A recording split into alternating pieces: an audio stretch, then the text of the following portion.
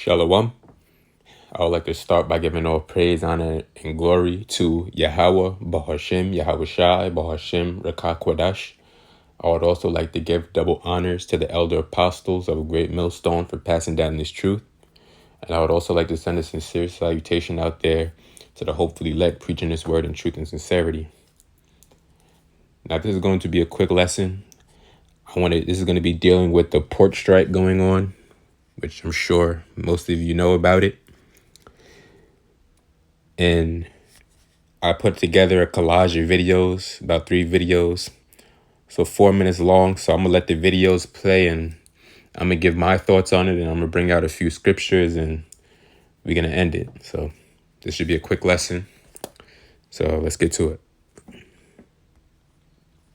There are massive port strikes happening across America's East Coast right now, threatening shortages and rising prices because the workers are demanding more money, as they should, because inflation has been running wild. The workers are demanding a 77% pay hike, and they're only being offered about 50% right now. So the highest pay is about $39 an hour, and that would bring it to $69 an hour in the next 6 years. Now, some people are saying this is incredibly aggressive, but we have to remember, inflation since 2020 has gone up 25%. So if you haven't gotten a 25% raise in the past 4 years, then you are actually behind. So if inflation continues to go at the rate that it's going, that could be another 20 or 30%, making this about a 55 to 60% increase. Why would you start at a company in 2020 making $80,000 a year and the cost of living is $80,000? Then by 2030, yeah, you're making 120, but the cost of living is 120. So therefore, you didn't get a raise after working for this company for 10 years. And then you have the mainstream media and politicians saying, well, inflation is down. The rate at which inflation is increasing is down, but it's still increasing. Today's world. Now see, and on face value, when you see that they want a 77% increase, you think like, oh, that's aggressive, you know. That's a lot. That's a tall order, you know. That's a lot to ask. But they're looking at it as, you know, future projections. And as you can see, the trend here in America, things are only getting worse. They're not getting any better. So the 70% ask, you know, seems justified, honestly. But will they get it? Who knows? We could just wait and see. Let's continue. It's changing into the future. They're not making millions no more. They're making billions. And they're spending it fast as they make it. I want a piece of that for my men. Because when they made their most money was during COVID. When my men had to go to work on those piers every single day, when everybody stayed home and went to work. Not my men. They died out there with the virus. We all got sick with the virus. We kept them going. From Canada to Maine to Texas, Great Lakes, Puerto Rico, now the Bahamas, everybody went to work during COVID. Nobody stayed home. Well, I want to be compensated for that. I'm not asking for the world. They know what I want. They know what I want. And if they don't, well, then I have to go into the street and we have to fight for what we rightfully deserve. These people today don't know what a strike is. Right. When my men hit the streets, from Maine to Texas, every single port will lock down. You know what's gonna happen? I'll tell you. First week, be all over the news every night, boom, boom. Second week, guys who sell cars can't sell cars because the cars ain't coming in off the ships. They get laid off. Third week, malls start closing down. They can't get the goods from China. They can't sell clothes. They can't do this. Everything in the United States comes on a ship. They go out of business. Construction workers get laid off because the materials aren't coming in. The steel's not coming in. The lumber's not coming in. They lose their job. Everybody's hating the longshoremen now because now they realize how important our jobs are. Now I have the president screaming at me, I'm putting a Taft-Hartley on you. Go ahead. Taft-Hartley means I have to go back to work for 90 days. That's a cooling off period. Do you think when I go back for 90 days, those men are going to go to work on that pier? It's going to cost the company's money to pay their salaries. Well, they went from 30 moves an hour maybe to 8. They're going to be like this. Who's going to win here in the long run? You're better off sitting down and let's get a contract and let's move on with this world. In today's world, I'll cripple you. I will cripple you, and you have no idea what that means. Nobody. Now see, and that was the union president of the International Longshoremen Association. And he's right, he's really playing with a full deck, the power really is in his hands, they're the ones, they're like the arteries of this system. Without them, nothing goes. So they know how important their job is, and that's their leverage. You see? Like he said, there'll be a trickle-down effect if this strike continues any longer throughout other industries. Now let's get a scripture. This is Ecclesiastes chapter 12, verse 4. It says, "And the doors shall be shut in the streets when the sound of the grinding is low, and he shall rise up at the voice of the bird, and all the daughters of music shall be brought low." Now, this is a future prophecy, and when you go into that word grinding, it says mill, which is working. Jake, when we ask Jake, yo, what's going on? What you doing? He's like, oh, I'm out here grinding. It means he's working. You see? I'll read it again, Ecclesiastes 12 and 4. It says, "And the doors shall be shut in the streets when the sound of the grinding is low. And he shall rise up at the voice of the bird, and all the daughters of music shall be brought low." And we're not saying, this, Babylon the Great is going to be destroyed and Yahushua is coming. It could be weeks, it could be months. No, we're not saying that.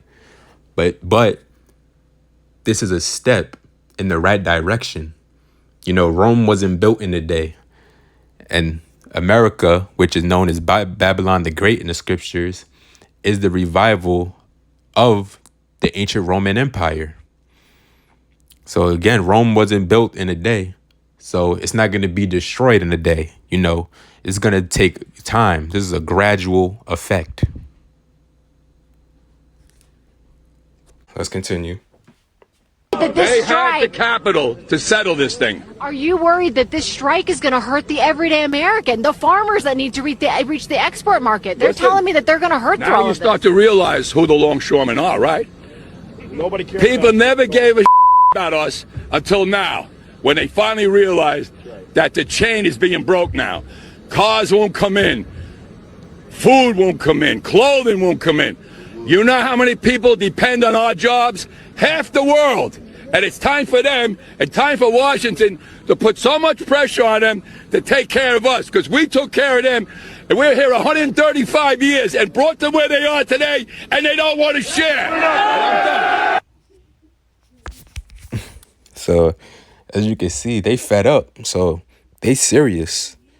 But I was meditating, and I was chopping it up with the brother Yaquab, and we think, well, let me speak for myself. I think that the holdup is really the automated system, because that was one of the terms and conditions of the contract. They wanted that increase, a wage increase, and also job security from the automated system taking over their job. But the trend here is that AI is taking over. You see it in your supermarkets.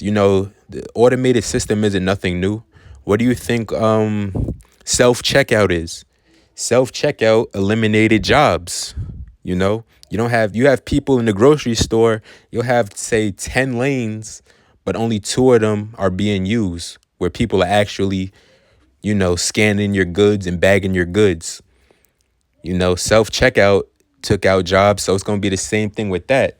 So they really want job security. But the port is probably thinking, as an association, as a business, that they have more to gain using the automated system than paying actual people. The automated system isn't going to stand up for itself. It's not going to go on strike. You don't have to pay into its 401k. You don't have to pay for health care and stuff like that. So they probably see it as a good idea So I think that's why there's going to be such a standstill. The money, it's whatever. They don't have a problem paying them the money, but the automated system is where it's like, nah, we need this to go through, So let's go to Second Ezra, chapter 15. I'm going to start at the 14th verse. It says, "Woe to the world and them that dwell therein, for the sword and their destruction draweth nigh, and one people shall stand up and fight against another, and swords in their hand. For there shall be sedition among men, and invading one another. They shall not regard their kings nor princes, and the course of their actions shall stand in their power. A man shall desire to go into a city and shall not be able, for because of their pride the city shall be troubled. The houses shall be destroyed, and men shall be afraid. It says, a man shall have no pity upon his neighbor, but shall destroy their house with the sword, and spoil their goods because of the lack of bread and for great tribulation." And you see, this is talking about civil war. Once the supermarkets get bare, and then the price of your groceries are skyrocket to the point where you can't even afford them, people are going to be pillaging people's houses. Your own neighbor is going to turn on you for lack of bread, famine. There's no telling what people will do when they get hungry. But you know what? That's good for you people. And we can't wait for it. We want it all to go down. Because again, this is a step in the right direction.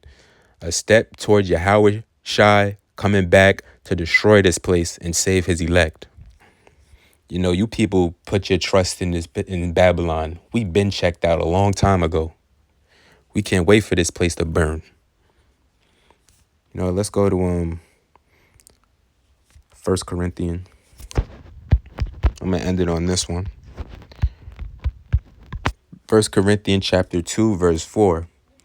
It says, "And my speech and my preaching was not with enticing words of man's wisdom, but in demonstration of the Spirit and of power, that your faith should not stand in the wisdom of men, but in the power of the Most High." So again, we put all our faith in Yahweh Bahashim Yahweh Shai. And when shit hits the fan, it's going to be him that takes care of us and that'll look over us. That's if you are of the elect, And again, I got to say, that doesn't mean Yahweh Shai is coming back in a couple weeks or in the coming months. There's still certain prophecies that have to play out, such as the MOTB, the RFID chip, So I'm going to end it there. Lord's will, this lesson was edifying. Till the next time, Shalom.